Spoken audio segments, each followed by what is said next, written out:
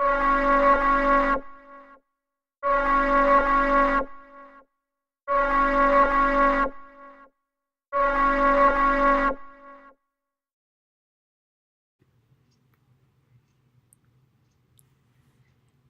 evening and welcome to my anticipated in-depth analysis on Heath Ledger's portrayal of the Joker in The Dark Knight. A lot of people find it quite difficult to speak to me regarding the Joker because of how much I love the Joker. Only last year, the year before, I challenged somebody to know who knows more about the Joker, and I won. I didn't mean to do it, but the person was just getting on my nerves. So, for the first time, I'm actually, I don't know if I'll be able to show you, but I have put the Dark Knight on. So, while I'm doing my in-depth, I've got it in the background so that it can kind of keep me going, because I had done 12 pages of notes and they seem to have went walkies. So that's okay, I keep me going, because it was quite mentally hard to nitpick and everything regarding Heath Ledger's Joker. So let's get this show on the road. Heath Ledger, pretty boy, so-so actor, more for rom-coms or romance. He died 6 months before the release of The Dark Knight. His untimely death of an accidental drug overdose put a lot of speculation on whether did he delve too far into the Joker, or was his demons in real life just too much, and the Joker was a kind of slip of the tip of the iceberg to drive him into madness. The Dark Knight was his last full film finished before he died. It was already halfway through the filming of the Imaginarium Dr. Parnassus, which was quite an odd movie as well, but nonetheless he never got a chance to finish it. So, by this point, when The Dark Knight came out, you had the iconic Jack Nicholson in the Tim Burton Batman. You had Cesar Romero from the Adams West's Batmans in the 60s. And you also had the animations of Mark Hamill from the 90s. There are movies, there's the characters in movies out there that you go, don't touch them, because you don't want to see them being tarnished. You've grown up watching a specific type and you don't want to see change. This is quite common in a lot of films. I mean, personally for me, Batman, the Joker, Jack Nicholson from The Shining, One Flew Over the Cuckoo's Nest, Arnold Schwarzenegger as a Terminator even. You know, there are films and characters out there that you just don't want to see being changed. As much as it's a generational, it needs to move with the times, it has to be done. You're always kind of stuck in your own little realm, as if, no, this is my favourite, I don't want it to be touched. I mean, when people speak to me about the Joker, I will say Jack Nicholson is my favourite visual Joker, but Mark Hamill is my actual favourite Joker, because he got the voice down to the T. But that's just like my wee boy Fraser. I'll say, well, who's your favourite Joker? And he could turn around and say Heath Ledger or Jared Leto now. It's a generational thing with characters. It depends when you were born and what you first seen, things like that. So, Heath Ledger, he's done some strange things on set. he never appeared without makeup. He'd done his own makeup for the Joker, and he got the makeup designers to replicate what he designed every day. As much as he wasn't seen without makeup and costume, he still was Heath. He was skateboarding about like a madman. He was still lively, but to get him into the frame of mind of the Joker, he wouldn't remove his makeup or costume until filming was over. He also locked himself in, whether it was a motel or a hotel, for a weekend.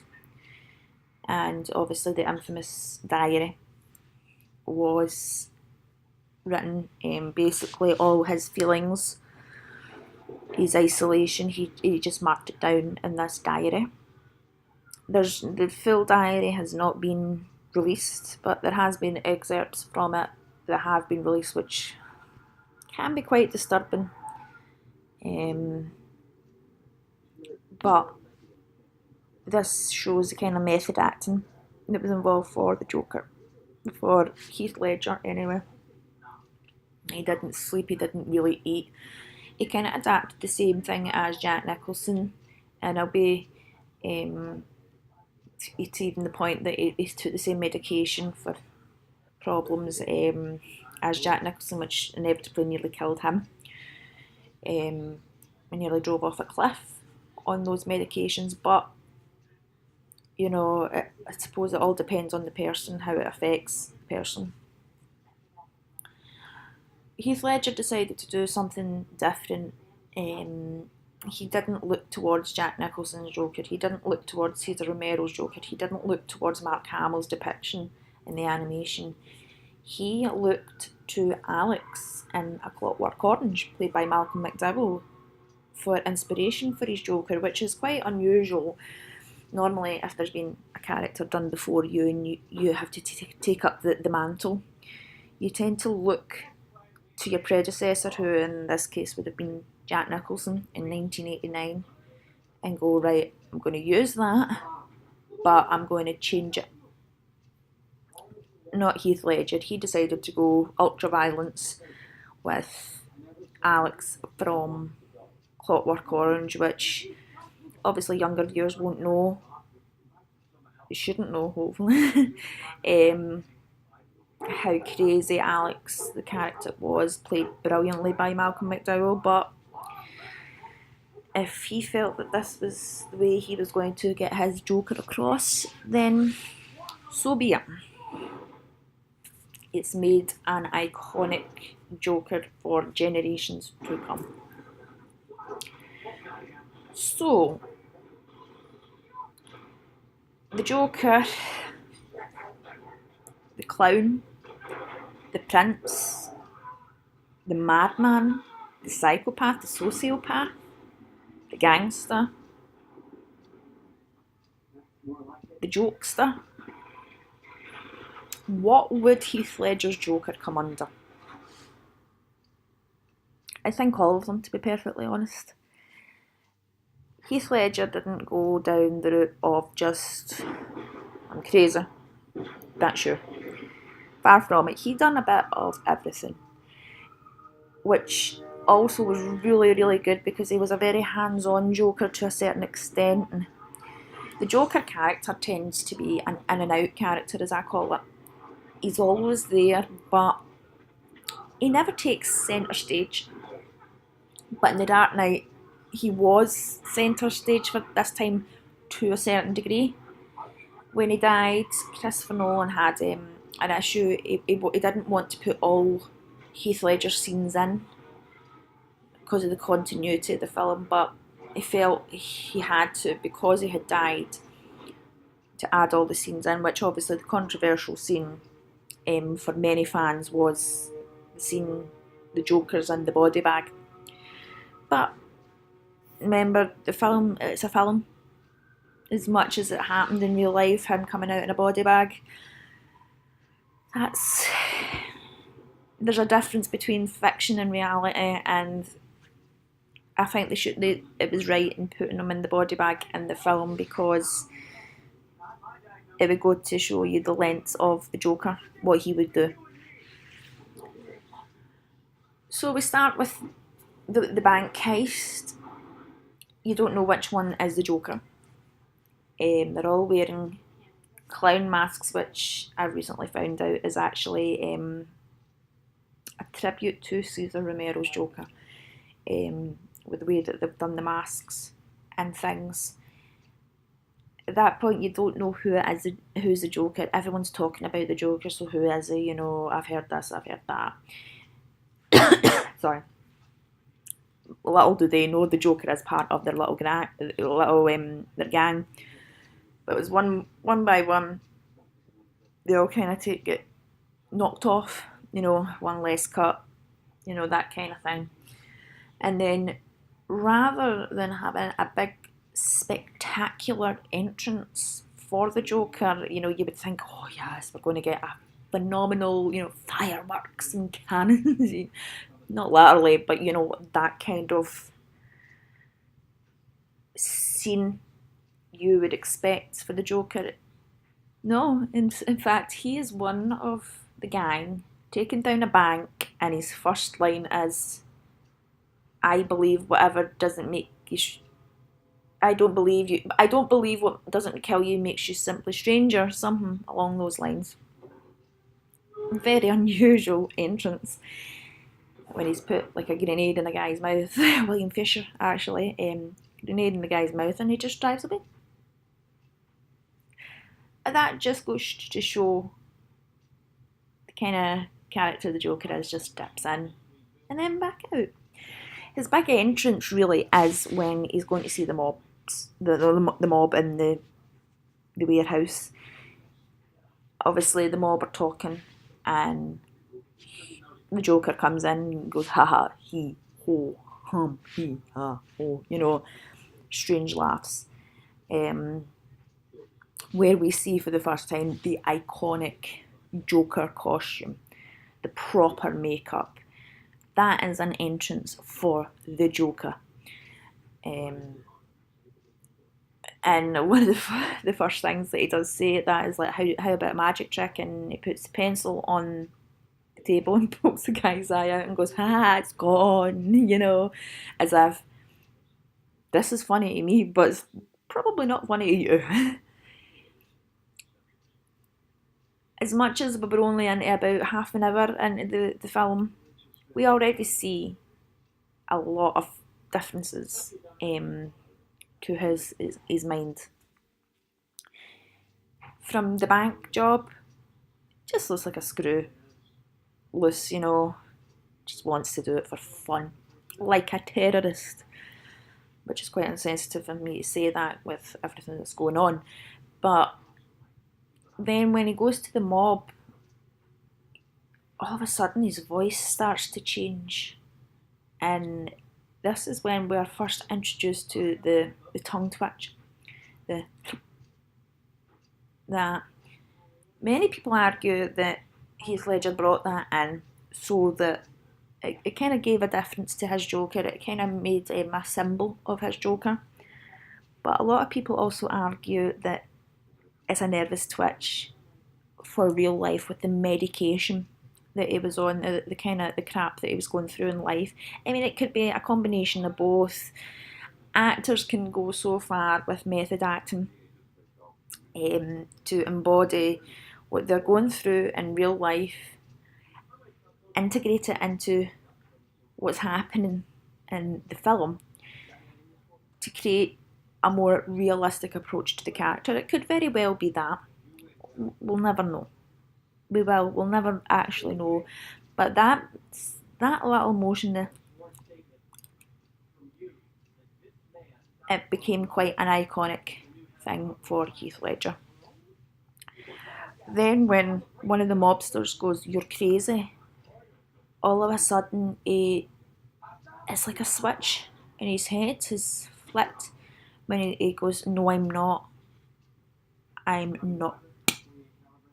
As if, right, the shit's hitting the fan now. Don't call me crazy. That's one thing I ain't.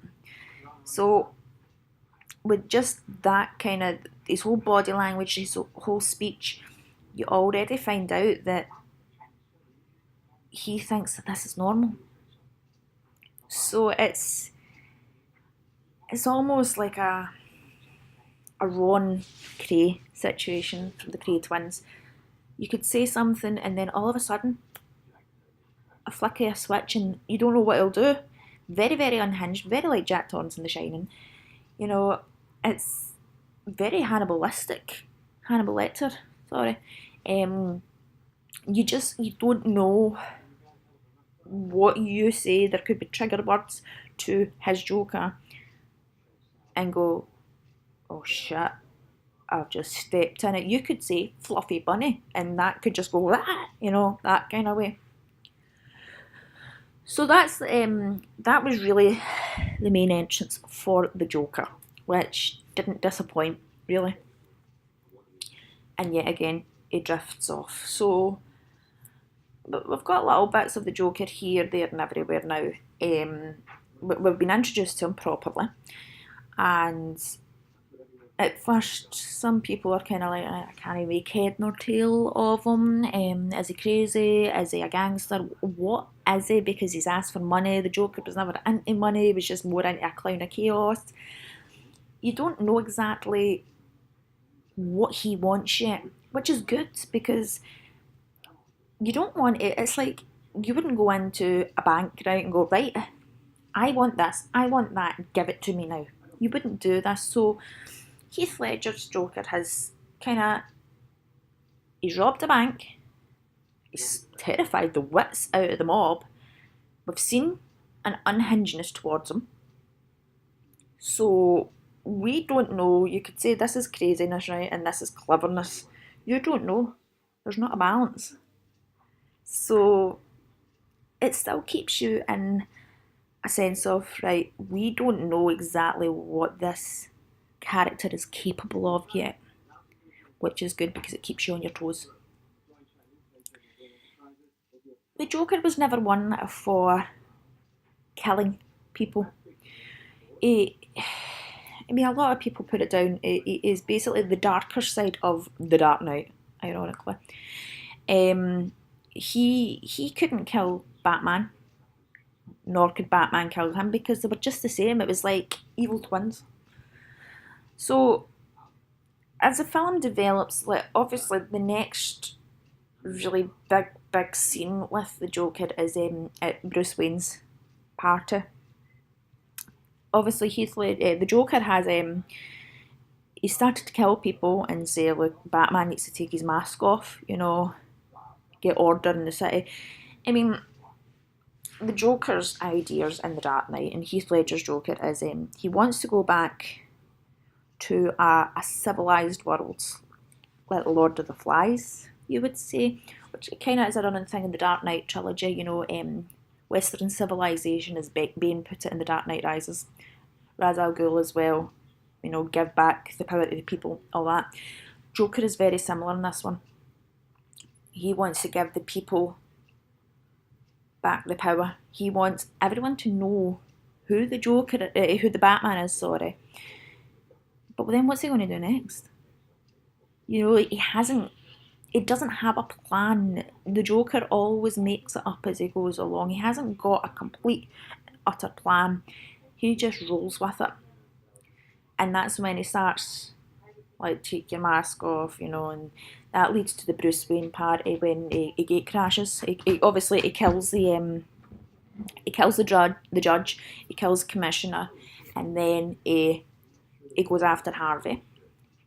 So when he gate crashes and he says, we're tonight's entertainment, the humour side's coming out to see the Romero in him. Comes out, we're tonight's entertainment, like who the fuck would actually hire that, what are they going to do, a brass band, a dance. This is where, when he speaks to Maggie Gyllenhaal, Rachel Dawes' character, the character Rachel Dawes, sorry, and he says, the second story of, do you want to know how I got these scars? He done this to Gamble, the scene, the body bag, like the first story of how he got his scars. His father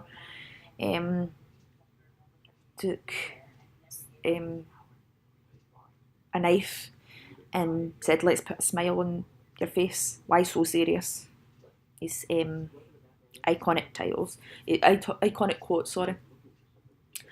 So when we get to the Wayne gate crash, he is really intimidating up to Rachel Dawes. He's like, "Do you want to know how I got these scars?" His second attempt of a story, where he talks about gambling and Razor's his wife got this happened to his wife. So he done it, to make her smile. But he's right in her face. He's right in, he's really, really creepy pedo like. How did I get these scars and why so serious? Right in your face, kind of breaking the rules of comfort. Everybody's got their personal space, right? It's like, don't come near me, or you could go, don't come near me. He's right in like that, he's not got boundaries, he's got no rules, he's got no limits, he will do as he pleases. So when he does this, the second story about his scars, gambling,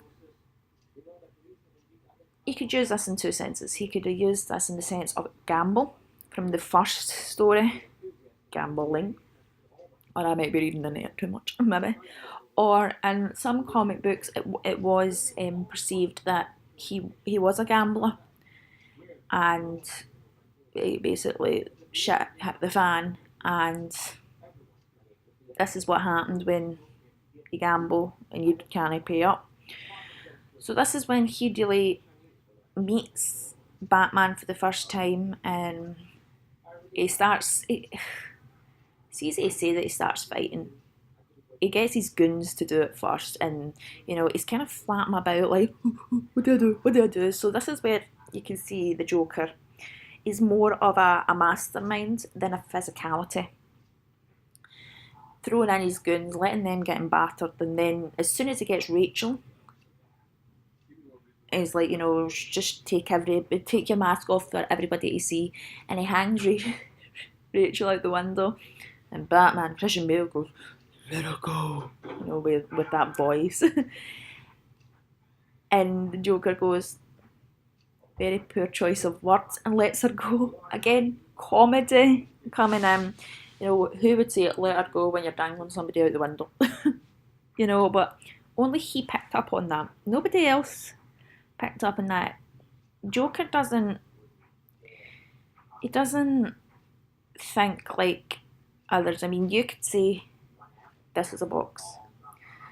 The Joker's perspective is, this isn't just a box. This has got so many sides to the box. What is inside the box is, going on like that. He hasn't got the mind of a normal person. Many people argue, is it really genuine craziness? Or is he actually far superior in intelligence? So there is that argument. You don't know which one, or is it maybe a bit of both? So obviously the Joker gets away again, and it comes to the commissioner's funeral, and for the first time we actually see the Joker without his makeup. Now, a lot of people don't actually know this, but see in the parades, and then they're doing the shotguns and that for the commissioner, you see Heath Ledger 3 times without makeup as a Joker. You need to be very, very quick, but in the passing, you see him. And I mean, when I showed it to my husband Colin, I went, "Look, there he is. And he's like, I genuinely don't see it. I really don't see it, because even though he's got the scars on his face, he still blends. Nobody's going to be looking for him. Everyone's going to think, right, we're going to look for this maniac with white face, red lips, black eyes, greasy, greenish yellow hair. Nobody's going to expect him with a slick back his hair, no makeup, a hat on, a nice suit, not purple, a suit, a police officer suit. And obviously, when you really see him for the first time at the parade, he goes to shoot the commissioner, but not the commissioner, sorry, the mayor. Instead, he gets Commissioner Gordon. Not Commissioner Gordon at that point, but Gordon. Right, we'll just call him Gordon at this point. It's a different story. So, at this point, we think the Joker has killed Gordon, which, if you're like me, just couldn't fathom it. You just couldn't go through all that because Gordon is one of my favourite characters in Batman. So eventually, this obviously comes to an agreement with Batman and Dent. Like, look, going to have to turn the Batman in because it's getting way out of hand. Gordon's dead. You know, Gordon was Batman's only friend. So they were forced into a corner, so to speak. So then holds a press conference, and rather than letting Wayne come forward saying that he's a Batman, he does it because he wants to play the Joker at his own game. And says he's a Batman, which leads to my favourite scene or the whole sequence, sorry, of the film for me, sorry. I can hardly speak. It's like 20 to midnight. I feel like a zombie. And starting your medication as well. So, when they're taking Dent to Central Holdings, there's obviously police on helicopters and vans, this, that, and the next thing. The van's getting drove. And when the police are trying to stop people from driving in the way of the van, all of a sudden the Joker pops up with a gun. Again, something not normally seen by the Joker, killing people. So, excuse me.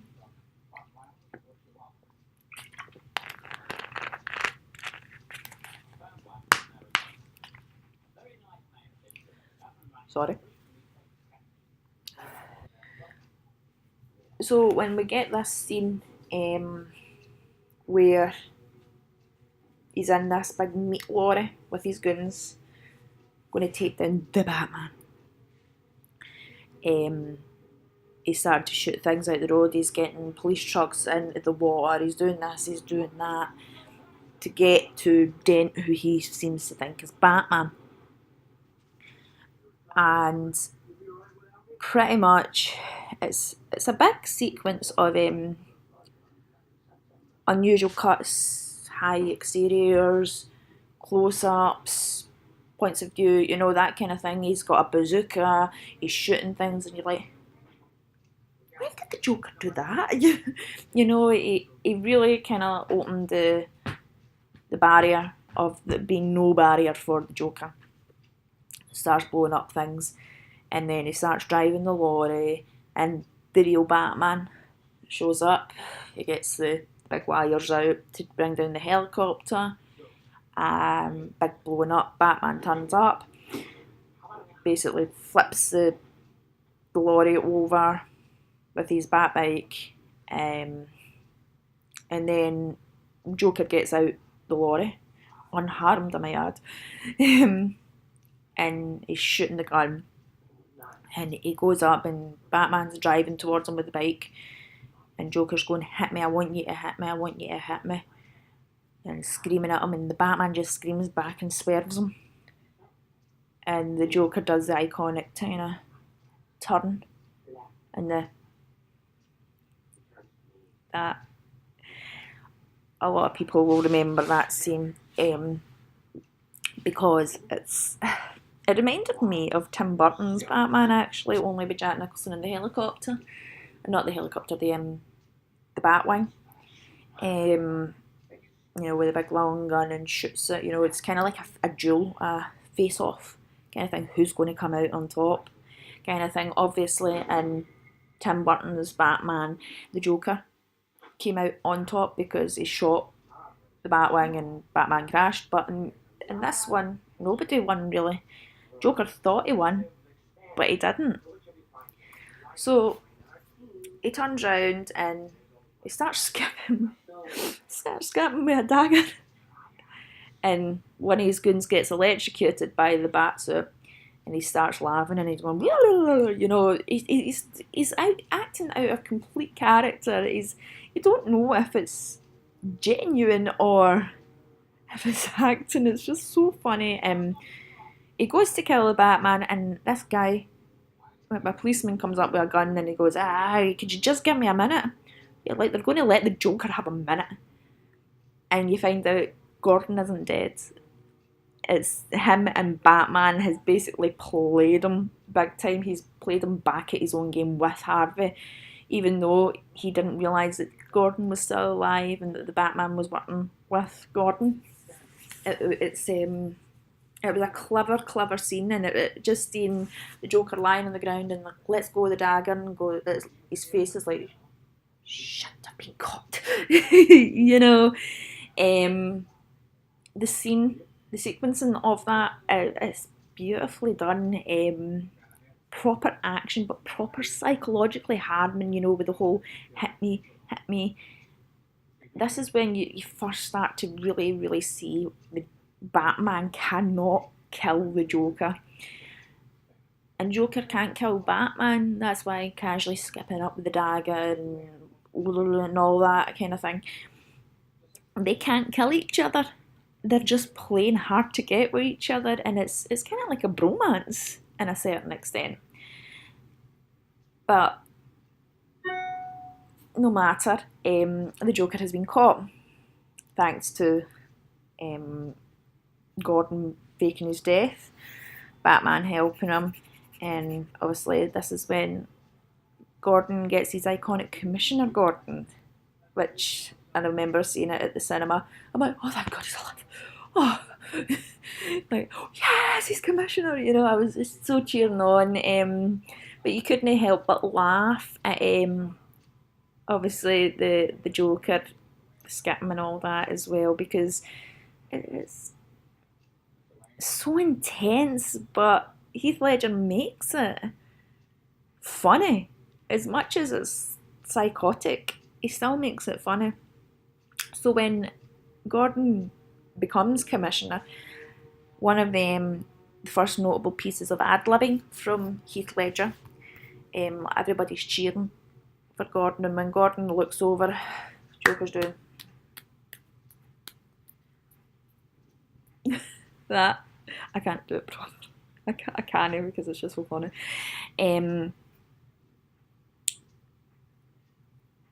It's like, why did he do that? Why was he just applauding for fun? Or well, it's one of those things we will never, unfortunately, find out. Why did he add that ad lib of clapping?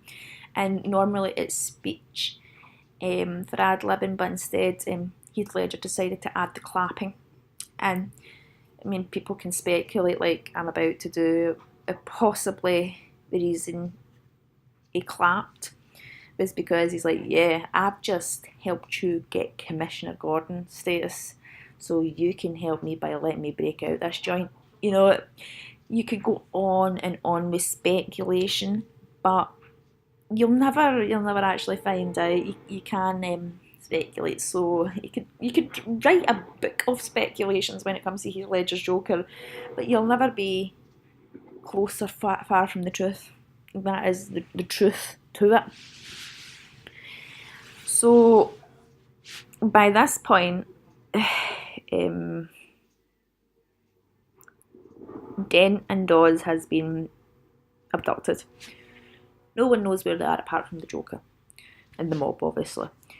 So Batman needs to come in and interrogate the Joker, much to Gordon's dismay that he couldn't really get anything out of him. So he brought Batman in. Batman smacks his head down on the table, and again Heath Ledger's like, oh, never start with the heads, it'll make person all fuzzy. And Batman hits his hand into the table and he's like, see, you know, it's as if, right, you should know not to hit somebody in the head first of all, because they won't know how it'll feel for the next hit. So Batman's obviously like, right, well, you've got me here, talk. And Joker starts rambling on saying, oh, you didn't disappoint, you did this, you did that. And this is where it really starts to show the similarities between Batman and Joker. Joker does say, it's some of the things you've done's cold. You've done this, you've done that, you've changed things. Batman doesn't want to hear any of it. He just thinks this is small talk. But then the Joker turns around and says to them, you're just a freak like me. And that single line with the music and the camera work does bring it all together, really. Are they using Batman for their own gain? Are they just going to, when the chips are down, as the Joker said, are they going to just wash their hands of him? And to a certain extent, Joker is correct with that whole scene about they'll use, abuse, and fuck them off, that kind of thing. Joker is right. Batman is there to be used for dirty work and dirty work alone. And when they don't need them, they will wash their hands of them. Joker, one thing the Joker was always very good at was telling the truth. And he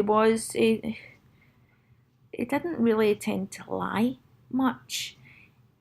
He just said it as it was, and I think that's what made people swing more to the fact that he was crazy, because he could say it as it is, and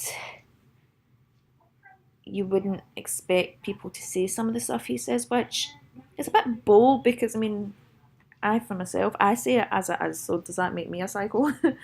Don't answer that, please.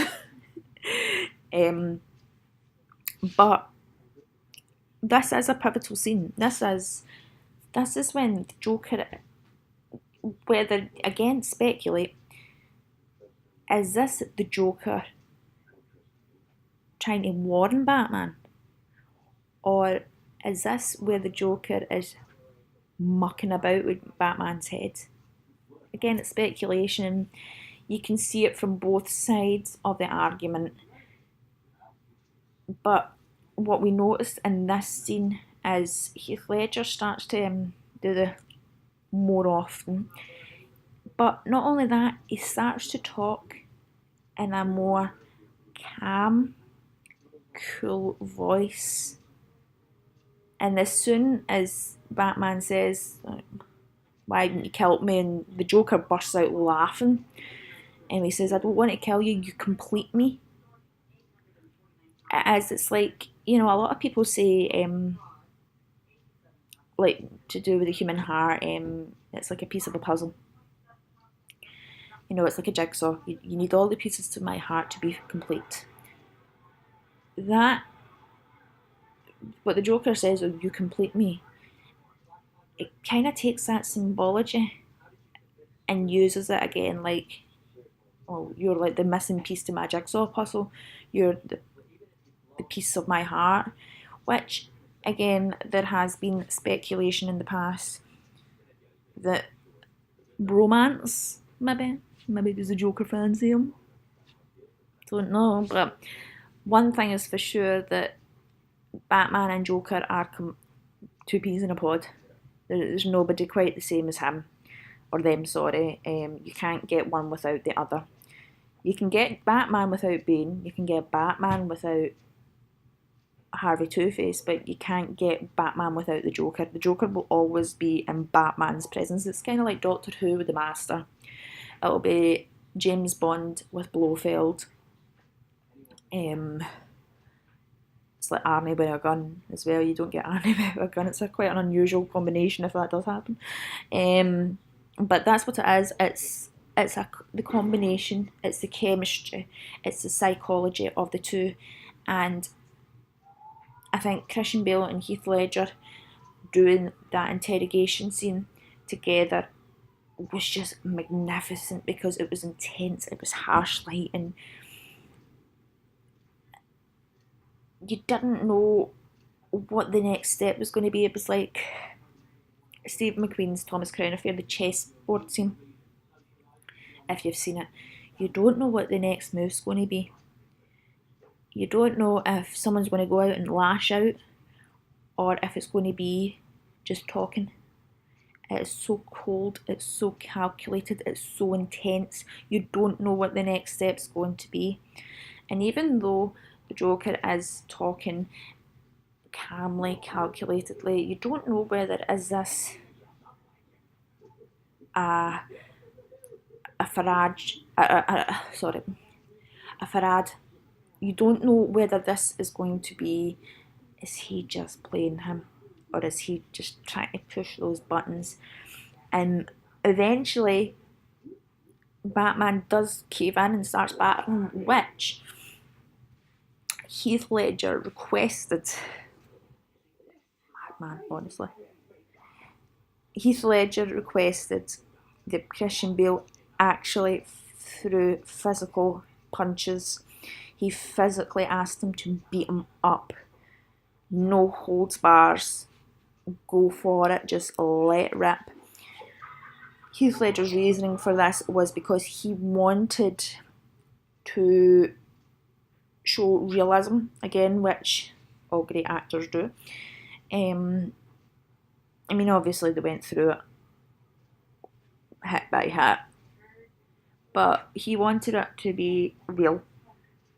He didn't want cutaways and things like that. He just wanted to be beat up, to show real life beating.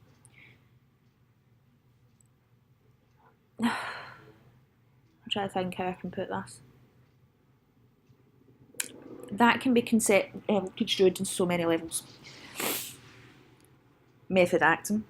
You go through what you want to achieve your goal. And that's what method and character acting is. Or the flip side. Did he want a physical beating for his demons off camera? It's one of those ones that you don't know. Was it all because of what was going on in his personal life? Was it the character was started to really, really eat him up, that he quite literally wanted it smacked out of him? Maybe. You don't know it. It's the problem, because Heath Ledger has sadly died now, is nobody will ever get to ask him these questions and get the proper answer. And that's what's all. This is one of the reasons why I didn't want to really do the Heath Ledger analysis, was because there are so many question marks over it that will never get answered. You can speculate to the high heavens. You'll never be further forward with the truth. Personally, for me, I think it was a bit of both. I think it was more to do with his acting, method acting, realism, which I'll talk about Heath Ledger later regarding taking it to the new limit. But also, I think that the character had consumed him quite a bit. I'm not saying that he wanted it smacked out of him, but maybe to ease his pain. A lot of people with depression would do anything to really take that pain away. Maybe this was his version, to take his way and just use the character as a stop out. But we'll talk about more about that later. I've still got some more analysis to do. So obviously, we're now to the bit that Two-Face has become Two-Face and Rachel's dead. This is where the point that the Joker's now threatening to blow up a hospital because somebody that works in Wayne Enterprises has cracked who Batman is. So the Joker says, right, if he's not dead in an hour, then he blows up a hospital because now he's decided that he doesn't want anyone to know who Batman is. He's had a sudden change of heart, which could be put down to several things. The very littlest being that he's grew a conscience, or maybe his conversation with Batman's changed his mind, maybe because he's too much fun, or maybe it's down to the whole Western civilization thing again, giving back to the people to decide one life for hundreds in a hospital, that kind of thing. So while the hospitals are all getting evacuated, Joker's managed to infiltrate into Dent's room, and Dent comes round and Joker's obviously sitting there. Not happy to see him, of course, would you be?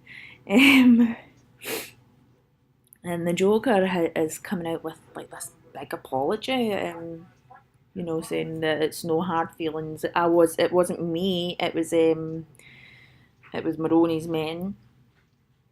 And Dent turns around and says, "Your plan." And Joker turns around and says, "Do I look like a guy with a plan?"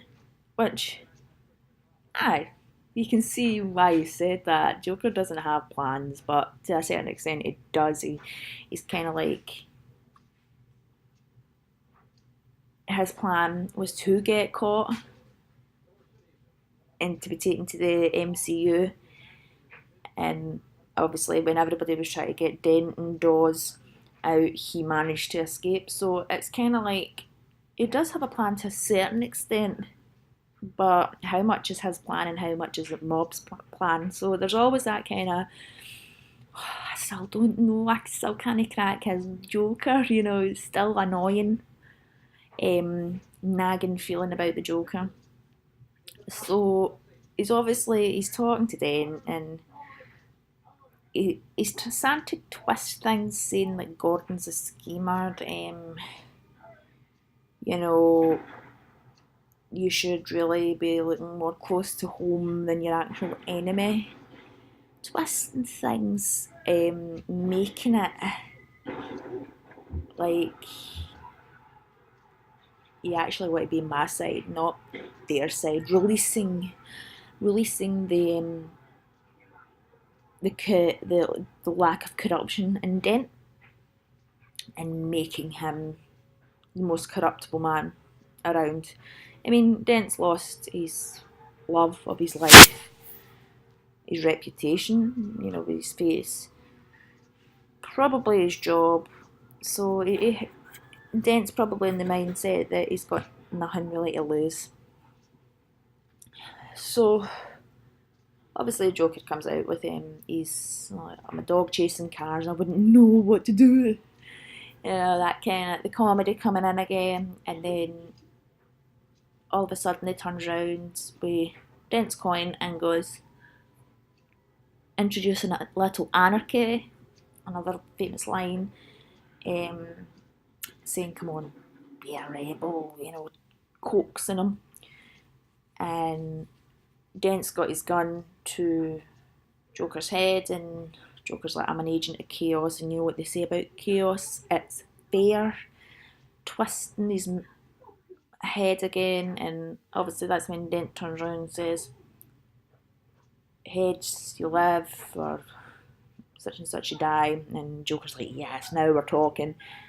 And it flips, but you don't know what the answer is until just a couple of minutes later. So Joker has managed to take Dent, the man that you wouldn't expect to be corrupt, and brought him down to Joker and Batman's level. So he's already won a battle. Excuse me. So obviously next time we see Joker, he comes out of the entry room, hand sanitizer, healthy and all that. Pulls out his little detonator and then he goes, and then obviously the hospital blows up. And when he comes out the hospital, he's like, oh, look, oh, wait, hang on, this hasn't blown up the way I wanted it. And he stands there and he's like, pressing all these buttons as if, shit, my detonator's no worked. Pressing, then all of a sudden there's a big bang. And he pure jumps out his skin. Christopher Nolan done that on purpose. He wanted to do a delayed reaction. You see what Heath Ledger's character would do, which actually worked out. It kind of came out more humorous than anything. Heath Ledger standing there. I'm so sorry. Heath Ledger's just standing there and going, this was meant to have been bigger and better. Why has this not happened? It's not went to my plan, which he says he never has plans. And then all of a sudden, big bang, and he basically shats himself. It's funny. It's really funny. But it's also at the point that it comes to this next sequence of events. I mean, obviously the Joker has demanded the people of Gotham to do loads of stuff, like Batman turn himself in or people will die. Obviously they tricked him, but inevitably Batman didn't give in. So, 1, killing the employee over a hospital. The people didn't give in. 2. So that's twice the Joker's plans that he doesn't have. Doesn't go his way. The third time it doesn't go his way, now we can start seeing a pattern here that the number 3 keeps coming up in this. The boats. A lot of people have argued that this should not have been in the Dark Knight. I completely disagree. I think that this, for the Joker, is extremely necessary because it rounds off our number 3. He basically, all the prisoners from Arkham and all the innocent in one boat, and he gives each of them a detonator for a bomb, obviously the bomb for the other boat, and he gives them like midnight to say, right, what are you going to pick? If you don't, if one needs to blow up the other, if it's not done by midnight, then he blows them up. So while he fights Batman in a fist fight, well, first of all it's his dogs, but then it's a fist fight. Again, showing that he's kind of pulled back from the hands-on, and then it all of a sudden turns into this crazy madman. Not that he wasn't crazy to begin with, but when he starts being more physical, you can see the anger, the hate, the venting coming out. And again, that was all real as well. It was actually beaten up as well. It was real, again, for realism. So when Joker and Batman are saying, look, I need to stop this fighting, there's going to be fireworks. Batman's like, there's not going to be fireworks. And Joker goes in, here we go. Midnight strikes and nothing happens. This is number 3, and this is why the boat scene had to stay in for the Dark Knight. Yet again, people didn't fall for Joker's civilised plan. Joker, with these 3 things, Batman to turn himself in, the hospital, and the boats now, they were all a test. They were all to try and get people down to his level.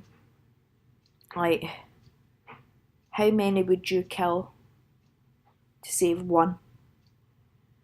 Would you let loads of innocent people die for Batman? Would you let loads of innocent people in hospital die for the guy that knows the identity of Batman? Or would you let innocent people die for all the accused, the guilty on a boat? This is what the Joker's plan always was. What would you do?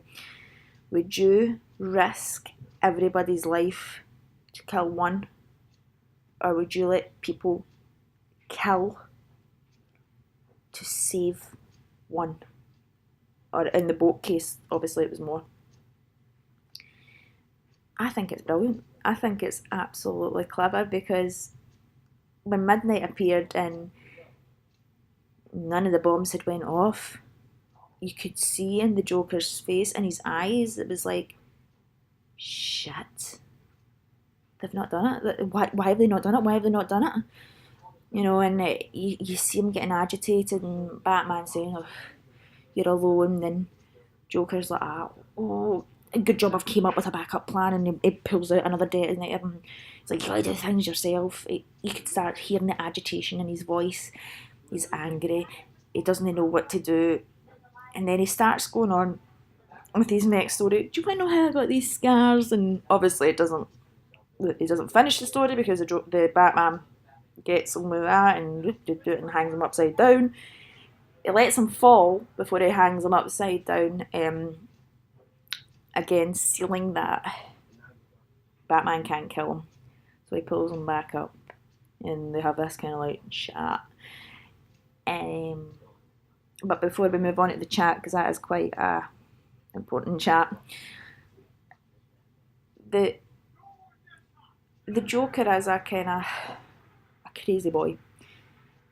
But I cannot stress this enough, that how much that boat scene did need to be done, because obviously, like I said, one for one for a few, or like hundreds of, or 200 for 200. You know, it's gradually went up one for one. You know, that kind of way. The Joker is so pissed off that nobody agrees with his ideologies now. See if you actually strip it back down and go, right, the Joker's ideology is an eye for an eye. Right, so just say Batman killed somebody. Would you kill the Batman in return? Or would you see justice? That's the kind of the envisioning that the Joker's doing, an eye for an eye. You know, the Batman has turned. Everybody says that the Batman's cleaned up the streets. He hasn't. In the Joker's eyes, he's made it worse. He's made it worse for the mob. You know, so who is actually right? Is it the Batman? Is he correct, or is it everybody else? Is the people living in fear for Batman? Just letting him clean up the streets, not the cops. You know, so the Joker is bringing to light a point that he feels that the Batman has made things worse. A lot of people would argue that, but that's just the way the Joker is. That's his mindset. Nothing, you can't change it, you know. So when we go on to the last scene of Heath Ledger as a Joker, he obviously says to Batman, you're truly incorruptible, aren't you? And the Joker does admit, he says, I can't kill you because you're too much fun. But the Batman can't kill him because he's too much fun as well. It's an interesting relationship. Like, another good example is it's like Sherlock Holmes and Moriarty. Two very, very clever minds. but why can't they kill each other? Can they live without each other, or can't they not? So when Joker explains that he's managed to bring Dent down to everybody's like their level, that's alarm bells ringing for Batman, because Dent was like the White Knight of Gotham. Batman was the Dark Knight of Gotham. So there is alarm bells ringing. The Joker has basically, fine, fair enough, he's not won with the Battle of the Boats, or as Joker puts it, the fist fight for Gotham, but he's actually won Gotham's soul by taking Dent down. And to a certain extent, Joker is correct in that, because the ace in the hole, as the Joker put, see, when you do a set of cards, you have to have a bluff. Dent was his ace, basically. He had to have a backup plan, because if all else fails, what's he going to do? He can't do anything, he's been caught. So he already planned ahead and brought down Dent, which again comes back to like him saying that he doesn't have plans. He does have plans.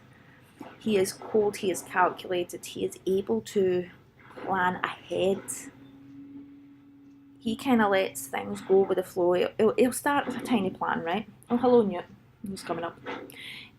He'll start with like a baby plan. Right? He'll have an idea in his head and let it flourish. But the way the Joker seems to work is he has the baby plan. He'll go with the flow, but he's already got a full-blown plan for the next step. So it's like, go with the flow, but my next plan's already done. So it's all calculated, it's all intelligence. The Joker is a very intelligent, crazy maniac at the bottom line. And one of the last lines that the Joker does say, well, Batman actually says it to him first. Batman says, you need a padded cell. And Joker goes, maybe we should share one. You know, because this whole story of the Dark Knight is it doesn't belong to Batman, it doesn't belong to the Joker, it belongs to both of them. They're shared. So when the Joker turns around and says maybe we should share a padded cell, he's quite right. They should be sharing a padded cell, because the Batman's just crazy. Because who in their right mind dresses up as a bat, parading around Gotham and cleaning up the streets? He's like a one-man army, you know. But it's against the law. It's illegal. So yeah, Batman. It's an alter ego. It's a split personality. So yeah, they do need a padded cell together.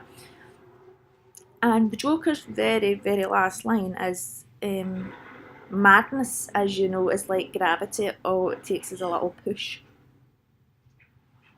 And he starts laughing, babbling. That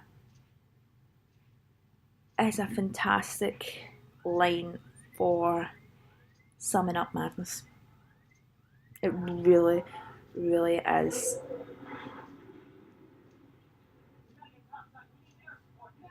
For people that have been in that position before, right, will know gravity is what keeps us on the floor, it keeps us grounded.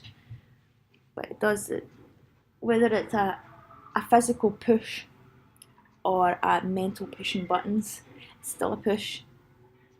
So madness it's a little push. And your gravity, and that quote is one of the most clear-cut, intelligent quotes I've ever heard from the Joker. It is really, really a powerful quote, but also a true quote, which brings down the foundation that, yeah, the Joker is actually telling the truth a lot of the time in everything that he says and does.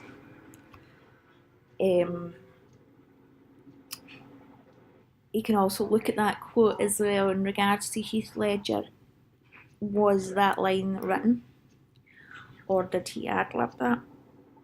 as well, because as we find out through the movie that a lot of things were ad-libbed, a lot of things were brought in that he asked for. You know, did he add that line in because they started to go crazy? I mean, when you look at Heath Ledger's movies before The Dark Knight, right, they were rom-coms, they were dramas, um, and obviously The Dark Knight was his last full film completion. When he went on to do The Imaginarium and Dr. Parnassus, that was a strange, psychotic movie as well. The film before The Dark Knight he did, it was an Australian film, Candy, about drugs. That was a strange movie and all. So, was the iceberg starting to tip? Did he add that line in? We'll never know, unless Christopher Nolan watching this and says, "Oh no, it was an actual scripted line." Then I take it all back, right? Sorry. So, as it's a powerful line. It's a very powerful line.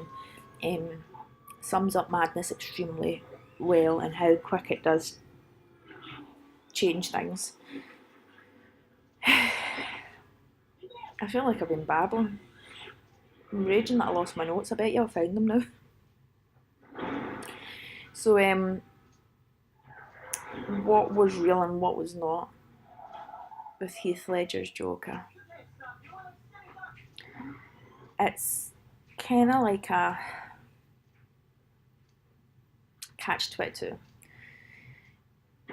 Method acting requires you to, like I said earlier, bring the realism of real life into your work. Did Heath Ledger bring it in too far? That is the question. And I'm going to say something that I know I am going to probably get ripped to shreds with, but you know me, I say it as it is. Like the Joker, say it as it is. Did Heath Ledger take the Joker on because of how badly depressed he was? Was it an escape? Was it a psychological escape for him to get out of his real life drama and put it on screen? Many people take on roles to channel whatever's going on in their personal life. And many actors and actresses have actually said that some roles, some hard-hitting roles that they've done has helped them achieve things in their own lives. Did Heath Ledger do this for the Joker? Or did he want to do it? Seem severely depressed, not sleeping, not eating, things like that, reliant on drugs. Did he take on the Joker so that it could channel his mind to work, make it just his work, so that when he was finished filming, it would all go away? Or did it, like the way it panned out, in fact, consume him? A lot of people think the Joker's just a character, you know, it's like, it's only fiction. If that's the case, then all of our lives are fiction. The people that made the Joker, Bill Finger, Bob Kane, obviously have screw looses to come up with a Joker character like that then. We all have our dark corners in our minds, whether we show it or not. How we express it is a different point of view, whether it is anger, hate, murder, acting, or writing. Bob Kane, Bill Finger, wrote it for the Joker. Joker was originally a comedy, which Heath Ledger did yes, but Christopher Nolan adapted it to make it psychotic, which to a certain extent Tim Burton did as well with Jack Nicholson. We all have our little madnesses. We all have our little ways of dealing with bad things. Jack Nicholson, when he done the Joker, had horrible news when he was filming, and it was Angelica Houston, his partner at the time, that helped him through it, but he was on heavily medicated drugs that did nearly make him drive off a cliff. He did come out and say that to Heath Ledger not to do the Joker. There isn't much on the case. Obviously, you don't want your personal life spread all over the newspapers, kind of thing. But did Jack Nicholson warn him because he was in the same kind of position with depression at the time that he done the Joker? Or is the Joker in fact cursed? I don't think the character of the Joker is cursed. I think to be in the mindset of the Joker, you need to be in a very dark place in your life in order to get the right aspect of the Joker. Obviously, Jack Nicholson's personal reasons and Heath Ledger's personal reasons. Jared Leto, on the other hand, was a bit. I think he's just crazy anyway. I love Jared Leto, but I think he's just crazy. Cesar Romero, when he done it, it was a comedy. Mark Hamill, he's just nuts anyway. He's brilliant. He's Luke Skywalker. It's alright. But in cinematic depiction, it is harder. The Joker is a mindfuck. If you actually took a study on the Joker for psychology or what have you, you'd be sitting there all day like, how do I do it? How do I do it? You know, when I sat and done all my notes for this, I was mentally exhausted because as much as I like to pick out things in movies and nitpick as much as Colin hates it, focusing on the mindset of the Joker is a very, very hard thing. It's hard to do in any kind of psychological type. But I mean, with the Joker, it was a lot harder because it's one of my all-time favourite characters in not only comic books but in film as well. So why is Heath Ledger's Joker more recognised now than Mark Hamill, Cesar Romero, Jack Nicholson, even Jared Leto? I mean, if you look at it, Jared Leto isn't very well recognised still for the Joker. So why is Heath Ledger more recognised? You could say so many things. You could say it's what he went through, his appearance, his voice, his laugh. I still think Heath Ledger's got the best. Not Heath Ledger, Mark Hamill's got the best laugh, sorry. So what makes Heath Ledger's Joker so iconic compared to others? It's simple.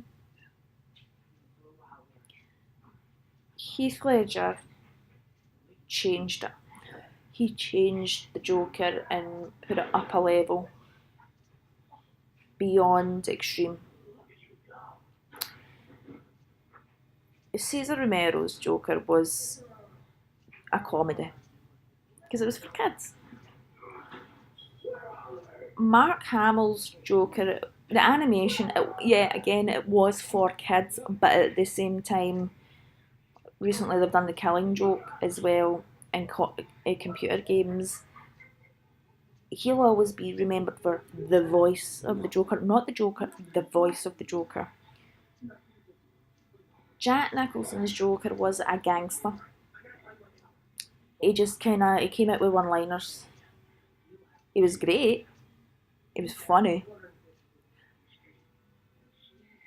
But we hadn't seen from a Joker before psychologically damaging, destructive. Heath Ledger's Joker brought a whole new meaning to the Joker. He made it more open. He basically, like the character of the Joker, had no rules. He just went mental, and I think Jared Leto, for doing Suicide Squad, there was a lot of pressure on him because of Heath Ledger, for Heath Ledger changing the Joker, that it didn't work as well. I mean, as I said at the beginning, Jack Nicholson will always be my favourite Joker. Mark Hamill will always be one of my other favourites, but that was the generation I was brought up in. Psychologically, acting and expressionism of the Joker all in.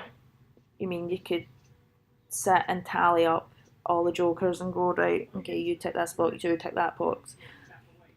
Heath Ledger will be and always will be the greatest Joker ever, statistically, because of how much he changed the Joker. He revolutionised it. He made it more not just for adults, but also for kids as well. I mean, I went through, my son Fraser, he's 6, loves the Joker, he loves Batman. He loves the Joker. And somebody told him that I've got a big glass holographic Joker poster, no, glass framed one, of Heath Ledger's Joker. And somebody told him that it was going to come alive and kill him. Not a very nice thing to say, because at that point he was only 4-year-old. He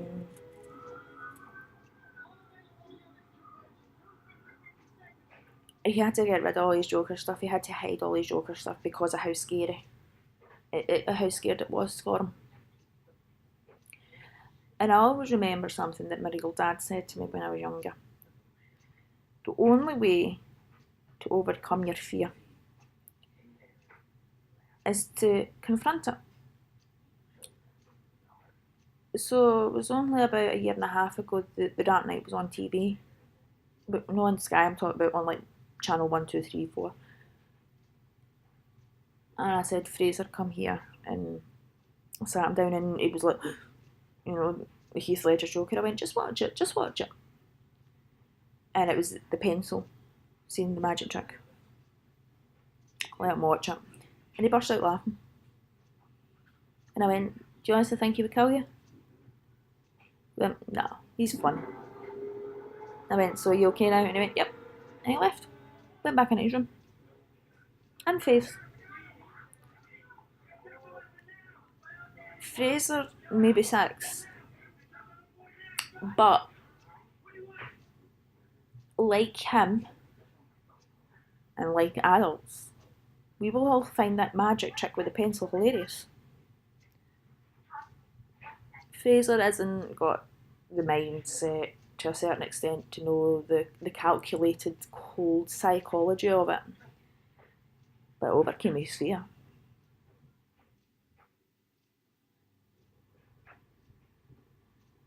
And now when he looks at my Joker picture, he just goes, pencil. He thinks it's hilarious.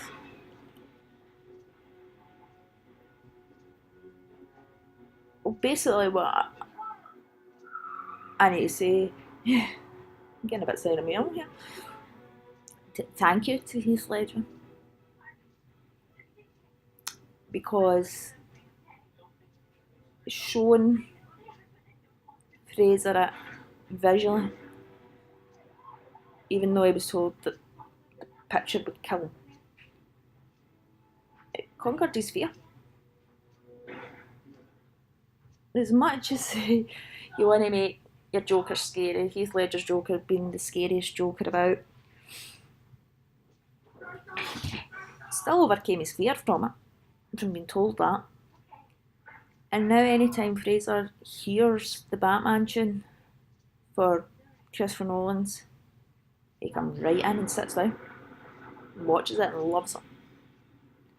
And it breaks my heart having to say, like, if he asks, what did the guy that done the Joker do? What films does he do? And explain, well, he doesn't make films anymore because he's dead. I mean, that might sound quite nasty, thinking, oh God, she tells that to her 6-year-old. What's the point of lying? And I can always remember telling Fraser the first time that he was dead, he says, Joker killed him. Obviously, him being a child, he thinks maybe the character itself literally killed him. But Fraser is now at the stage that he knows reality and fiction. And it's harder to explain. But when I say to Fraser, who is your favourite Joker?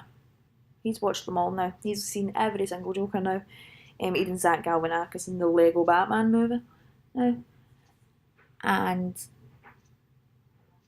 Fraser will say Heath Ledger. Not Jared Leto, which you would think so with Suicide Squad, or Zach Galifianakis for Lego Batman. Not even Mark Hamill, because he heavily watches the animations. He does like Jack Nicholson's as well, but it's Heath Ledger's, the one that he was scared of the most. He loves. That's his favourite Joker.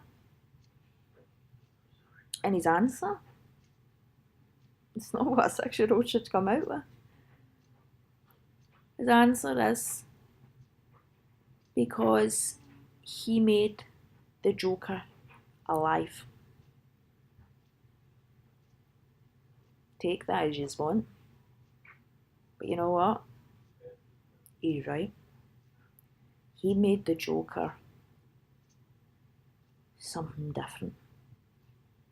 Something that not many people could understand. A Joker that you can't understand. You can understand all the Jokers, but Heath Ledger's, you can't pinpoint it, and it might be because of his untimely death that you will never be able to understand it. But because Heath Ledger was such an underdog to play the Joker in so many ways, he ended up getting an Oscar for it. I'm not going to go down that route because Gary Oldman should have got an Oscar, but I'm not going down that route. But it was deserved. A lot of my friends are probably watching like, that's so much wrong with her, going, but she says so much about the Joker. That's my opinion. This is also my opinion as well. Heath Ledger's Joker will go down as the greatest Joker ever made because of the revolution of him. The evolution as well.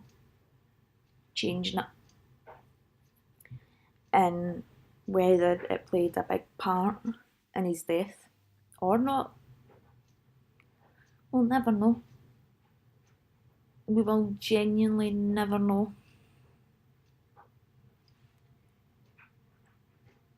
But all we can say is, if there's any Heath Ledger fans out there, or family, friends out there watching this, all we can say is thank you for Heath going that extra mile to do the Joker. Going that extra mile to change the Joker, to shape him, to make him newly socialised. Well, it's not very social, but socially bringing him up to date more than anything. A loner, a psycho,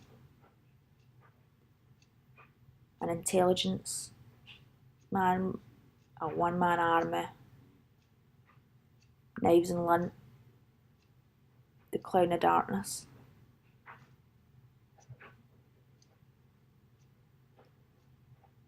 He is a Joker.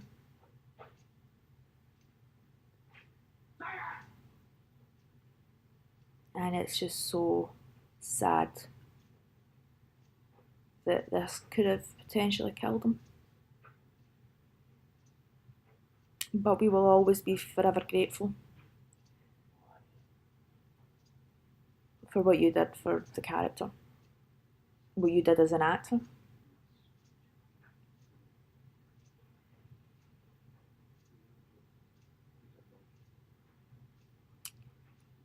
I genuinely don't have anything else to say. I had everything written down and I've lost it.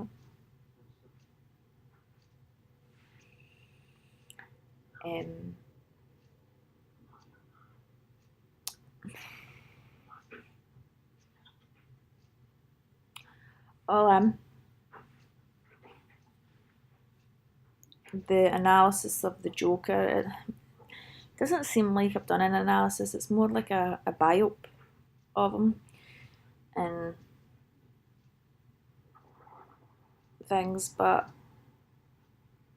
it's actually me reading, or not reading, saying this, sorry. It's actually made me realise how much more I appreciate him, especially watching it as we're going on as well. It's made me appreciate more um, his version of it. I mean, I love his version anyway, but I had my favourites. But like I say, I keep saying it, it is a generally generational thing. So thank you for watching my in-depth analysis on Heath Ledger's Joker. I hope you enjoyed it. I know that there'll be some criticism, no doubt, but that's part of the job. As usual, I am Rosie Hughes, creator and presenter of Rosie Hughes' Movie World. Thank you for watching and have a great night. Thank you, goodbye.